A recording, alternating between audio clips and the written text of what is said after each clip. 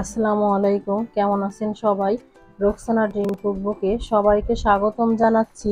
খাসির মাংসের বিরিয়ানি রেসিপিটি দেখার জন্যে। খাসির মাংসের বিরিয়ানি খুবই সহজ একটা রেসিপি, খুবই সহজ এবং সিম্পল রেসিপি। যারা খুঁজছেন আজকের রেসিপিটি তাদের জন্যে হাতের কাছে পাওয়া যায় এমন কিছু উপকরণ দিয়ে তৈরি করব আজকের রেসিপিটি। আজকে করে দেখাবো খাসির মাংসের বিরিয়ানি, একদম সহজলভ্য অল্প কিছু উপকরণ দিয়ে তৈরি করব। খেতে কিন্তু সম্ভব মজার হয়। চলুন গিয়ে দেখে নেই সম্পূর্ণ প্রস্তুত প্রণালী। প্রথমেই বিরিয়ানির জন্য একটা মশলা বানিয়ে নিব। তার জন্য এখানে নিয়েছি দুইটা কালো এলাচ, বড় সাইজের 2 টুকরা দারুচিনি, 9 থেকে 10টা মতো ছোট এলাচ নিয়েছি, হাফ চা চামচ সাদা গোলমরিচ, 3 টুকরা জয়ত্রী ফুল জয়ফল নিয়েছি ছোট সাইজের একটা, আর এখান থেকে অর্ধেকের বেশিটা নিব আর বাকিটা রেখে দিব।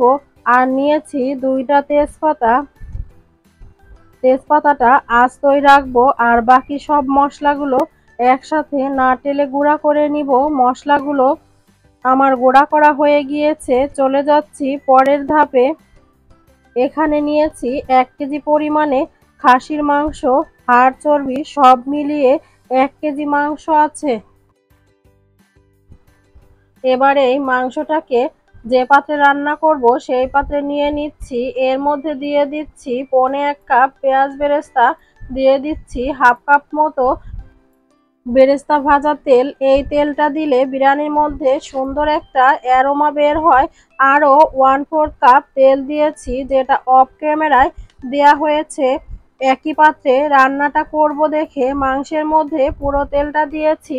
দিয়ে দিচ্ছি 3 টেবিল চামচ আদা রসুন বাটা, দিয়েছি 1 চা চামচ মরিচের গুঁড়া, 1 চা চামচের একটু কম জিরা গুঁড়া দিয়ে দিচ্ছি, স্বাদ মতো লবণ দিয়েছি, দিয়ে দিচ্ছি আস্ত তেজপাতা সহ গুঁড়া করা বিরিয়ানির মশলাটা, দিয়ে দিচ্ছি 1 টেবিল চামচ বাদাম বাটা। আমি এখানে কাঠবাদাম আর কাজু বাদাম একসঙ্গে বেটে নিয়েছি। দিয়ে দিচ্ছি ফেটিয়ে রাখা টক দই 3 টেবিল চামচ মতো, দিয়ে দিচ্ছি 1 টেবিল চামচ টমেটো সস। এবার সব কিছু একসাথে মেখে নিব।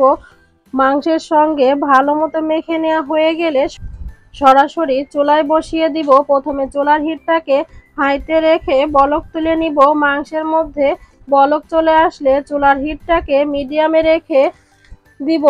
এখন এর মধ্যে দিয়ে দিচ্ছি কয়েকটা কাঁচামরিচ ফ্লেভারের জন্য। বিরিয়ানিতে কাঁচামরিচের ফ্লেভারটা দারুণ লাগে।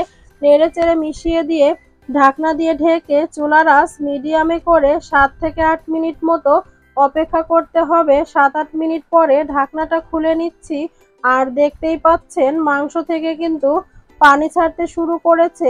আবারও সব কিছু একটু মিশিয়ে আবারও ঢাকনা দিয়ে ঢেকে দিচ্ছি।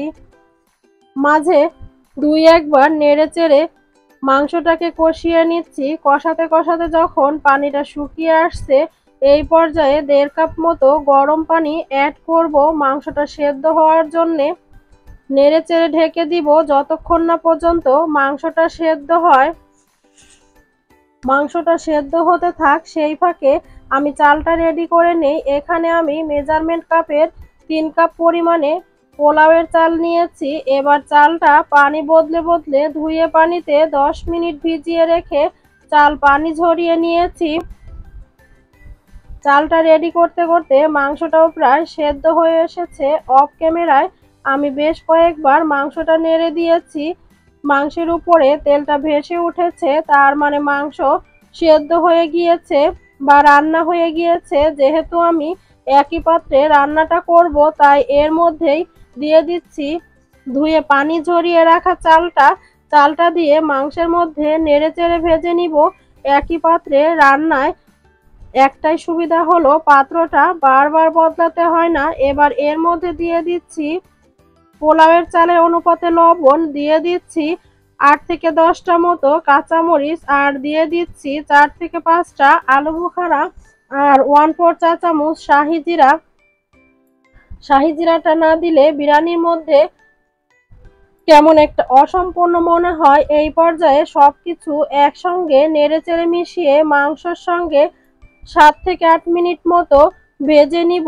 চালটা ভালোভাবে ভেজে নেওয়ার পরে এখানে আমি মেজারমেন্ট কাপের 4.5 কাপ পরিমাণ পানি দিয়ে দিলাম। 1 কাপ চালের জন্য এখানে আমি 1.5 কাপ পরিমাণে পানি ব্যবহার করেছি, যেহেতু চালগুলো ভিজিয়ে আমি রান্নাটা করছি সেই জন্যে।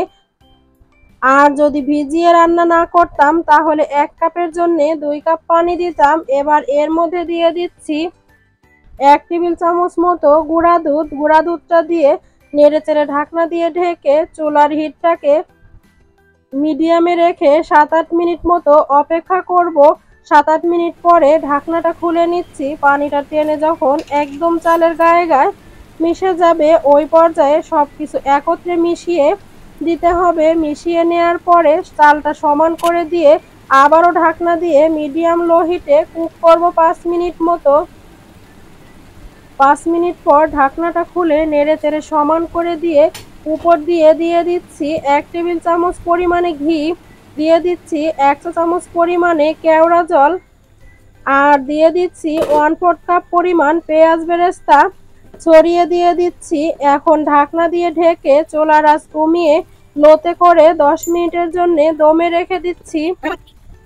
10 মিনিট পর ঢাকনাটা খুলে নিচ্ছি। এবার সবকিছু একসঙ্গে মিশিয়ে নিলেই কিন্তু আমার বিরিয়ানিটা একদম রেডি। তো দেখতেই পাচ্ছেন আমার বিরিয়ানিটা কিন্তু একদমই রেডি হয়ে গিয়েছে। কতটা ঝরঝরে আর পারফেক্ট হয়েছে দেখে নিশ্চয়ই বুঝতে পারছেন। আশা করছি রেসিপিটি ভালো লেগেছে আর সহজও লেগেছে। আমার ভিডিওর কোথাও কোনো অংশ যদি আপনাদের কাছে ভালো লেগে থাকে প্লিজ ভিডিওটিতে একটা লাইক দিতে ভুলবেন না। আর চাইলে ফ্রেন্ডস এবং ফ্যামিলির সাথেও শেয়ার করতে পারেন, যাতে করে তারাও দেখে উপকৃত হতে পারে। ভিডিওটিতে নতুন হয়ে থাকলে প্লিজ চ্যানেলটি সাবস্ক্রাইব করবেন, আর ফেসবুক পেজ থেকে দেখে থাকলে পেজটি ফলো করবেন। এই কাজটি অলরেডি করে থাকলে আপনাকে অসংখ্য ধন্যবাদ। সবাই অনেক বেশি ভালো থাকবেন। আল্লাহ হাফেজ।